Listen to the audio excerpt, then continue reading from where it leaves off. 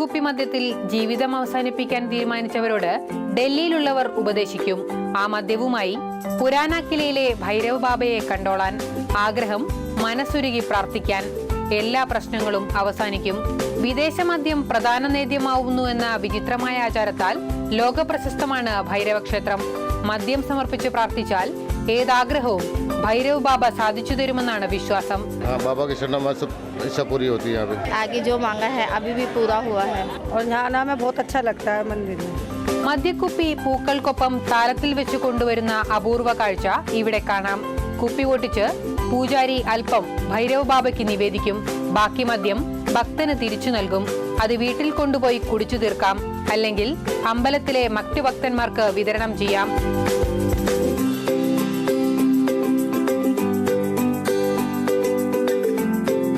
ഇങ്ങനെ വിതരണം ചെയ്യുന്ന മദ്യം കിട്ടാനായി ഗ്ലാസുമായി നിരവധി ആളുകളാണ് അമ്പലത്തിന്റെ നടയിൽ കാത്തുനിൽക്കുന്നത്. ഭൈരവസ്വാമിയുടെ പ്രസാദമെന്ന് പറഞ്ഞ് വെള്ളം പോലും ചേർക്കാതെ അപ്പോൾ തന്നെ മദ്യം അകത്താക്കും. എന്നിട്ട് അടുത്ത വിതരണക്കാരനെ അന്വേഷിച്ചു പോവും. സ്ത്രീകളും കുട്ടികളും പ്രായമായവരും ഉൾപ്പെടെ നൂറുകണക്കിന് ആളുകളാണ് മദ്യം നിവേദിക്കാനായി ഇവിടെ എത്തുന്നത്. ശനി ഞായർ ദിവസങ്ങളിലാണ് കൂടുതൽ തിരക്ക്. Consumption of alcohol is injurious to health. മദ്യപാനം ആരോഗ്യത്തിന് ഹാനികരമാണ്.